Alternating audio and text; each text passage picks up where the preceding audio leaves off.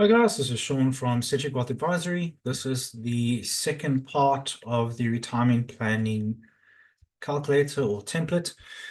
We worked on a client by the name of Joe Soap, and we did the first step, which was establishing the retirement goal. Now we're moving on to the second step, which is currently looking at Joe Soap's provisions. In other words, what does he have in place in terms of his current retirement planning? And that's in regards to compulsory money, which is retirement funds, and voluntary money, which is unit trusts, endowments, statutory savings accounts, money market accounts, cryptos, whatever the case is, any money that is not compulsory in terms of investing into a living or life annuity. So let me do a share screen now and go through this template with you. So this is a continuation from the retirement goal, which we've established as 51.168 million. This is to replace 80,000 Rand in today's terms, adjusted by inflation, which is 6%. 305,580 is the amount we're looking to replace. So the magic number we need to make provisions for is 51.168 million. But to first do that, we need to see what has Joe got in place already. So in this case, Joe's got an Allen Gray 91 investment.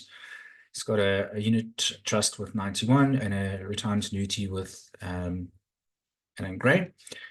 This automatically determines whether it's a compulsory or voluntary fund, and that's important because it pulls through into the relevant graphs over here, which you will do in step 3. So going back to the steps, we've done step 1, establish your retirement goal. 2, insert your current provisions, which is over here. So we're saying that hypothetically, in this case, because this particular client has been made up, he's got a retirement annuity with an agreement, 5 million fund value, because he is currently 42 years of age. So he's been diligent with his retirement planning. 20,000 contributions. He's put in monthly payments. 8,000 is the assumed growth after fees. He wants to include this in his retirement plan, and he's got a 6% escalation on the retirement annuity. The future value expected at retirement is 65 is 55.932, which you can see over here, 51 was the number we needed. So right now, it looks good. It's got a unit trust worth 91 with 1.2 million fund value, 6,000 is the contributions per month, 8% after fees, included in retirement for now, and escalation of 6%.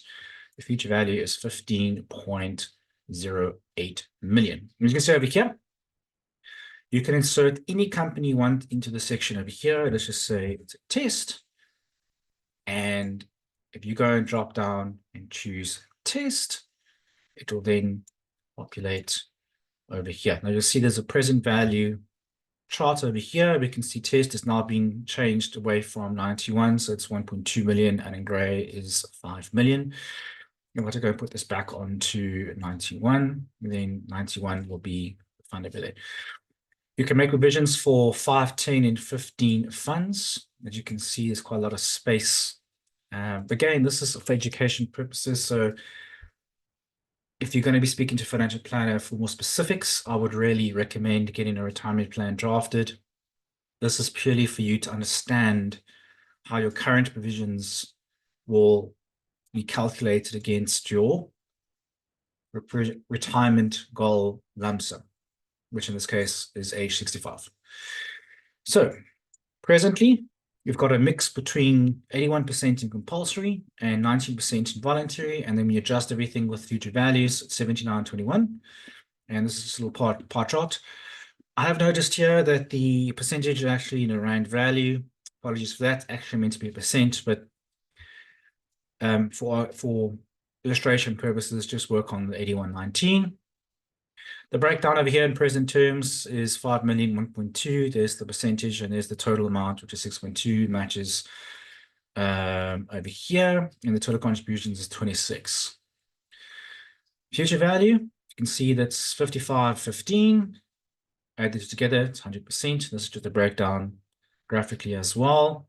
And here the percentage is correctly put in through. And because there's only one fund in each, then the average would be 8% for both and 6% for both. Obviously, the more funds you have, Just say, for example, I go and put this as a retirement fund as well, and I go and change this to, let's say,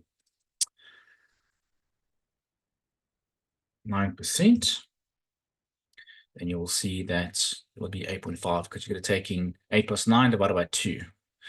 Notice, obviously, voluntary fund is no longer putting through because we've not got a voluntary fund in here. But you'll see automatically changes the fund type based on the type of funds. So you don't have to worry about, is this from voluntary or compulsory? I've got a formula in here which will do that for you. So that just makes your life easier for calculation purposes. So now, because we've selected both as yes, included in retirement, if you scroll down over here, the second section of this tab over here is we want to see what are we including in the actual retirement plan, and he wants to live off as an income. So in this case, we're saying compulsory and voluntary is going to be included. If you were to go and select, say, for example, and say we don't want the unit trust included, then the unit trust from that section onwards will not pull through. The 1.2 million would not reflect here, and the 50 million would not reflect here because we have said we do not want to include the unit trust. And unit trust could be just maybe liquid money for holidays, purchasing of vehicles, whatever the case is. There are more specific scenario planning models that one can use. We've got one that's through Old Mutual called the Wealth Integrator, where we put in specific goals at retirement or provisions. This is purely to calculate current provisions between and also measure that against what you need and then determine whether you've got a surplus or shortfall. We've already established 51 million is what he needs. We've got 52 million in the 55 million in the compulsory funds, so we've got a surplus. However, if we go now to the commutation, this only pulls through retirement funds and whether you said yes. So let's say now, okay, well, obviously if it's a retirement fund, you ideally want to draw from that because that's the whole point of it. But let's just say, for example, this was a retirement annuity, and let's just first make it yes so I can show you what I mean by that. So let's just say both the retirement annuities, and we both said yes. Then both retirement annuities will pull through because I've got a formula that only pulls through. Let's put this back onto full amount and explain that now. Only pulls through retirement funds. If it's a voluntary fund, such as unit trust, which it currently originally was, put it back on unit trust. Just say this was a no. It'll only pull through the retirement annuity. Let's see over here. And of course, obviously, we can make provisions up to 15 funds. So let's say you had 15 retirement annuities or 15 compulsory funds, which is unlikely, but I'll just make provisions for that. So right now we're saying 55.9 million is the future value of the retirement annuity. Right now we're saying that he's going to be taking the full amount, put it into a living annuity. We're going to say living annuity in this case. However, he has an option to take 1/3 as a lump sum, and the 2/3, which is 66.67%, will go into the living annuity. So now, let's say you want to take the 1/3.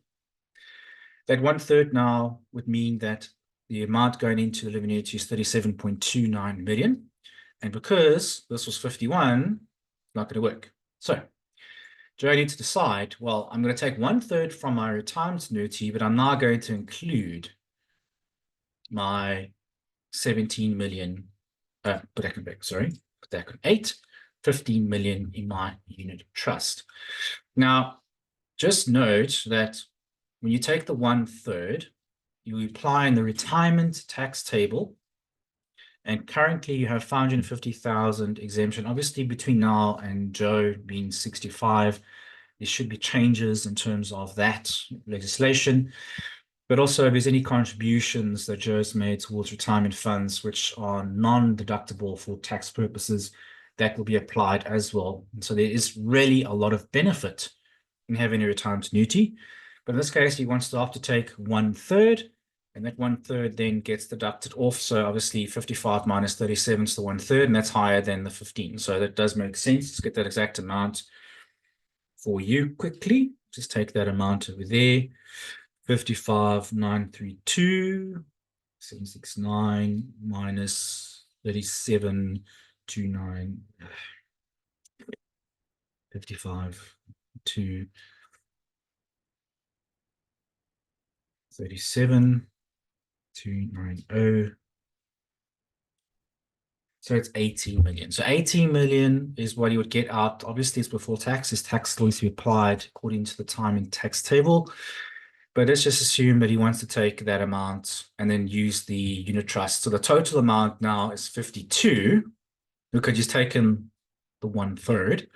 And we've already worked out over here that if he keeps the full amount at 70.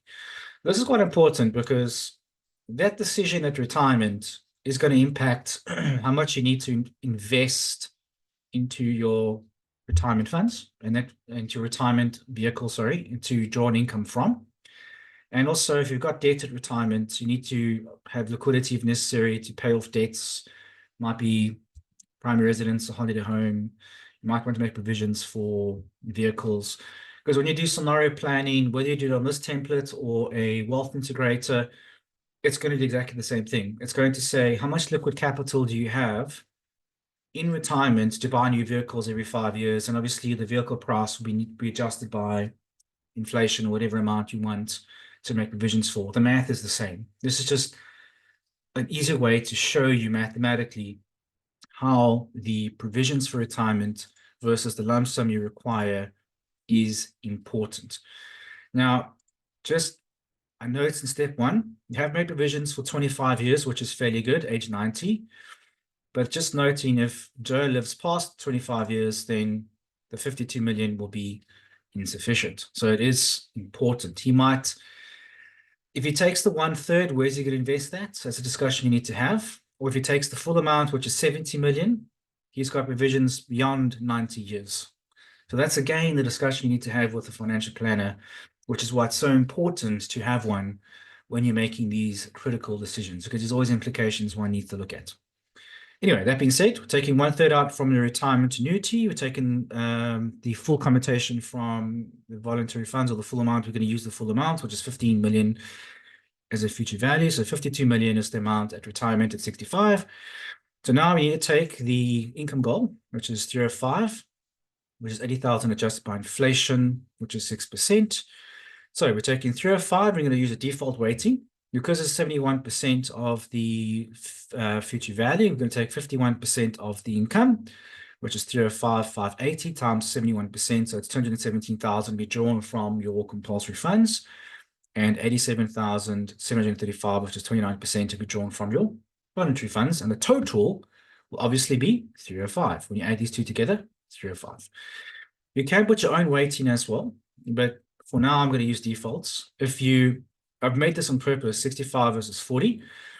If we were to go and make this our own weighting, there would be an error message saying this has to be 100%.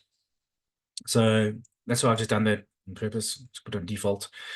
So this default here will pull through into the different graphs, which I will do in step 3, another video.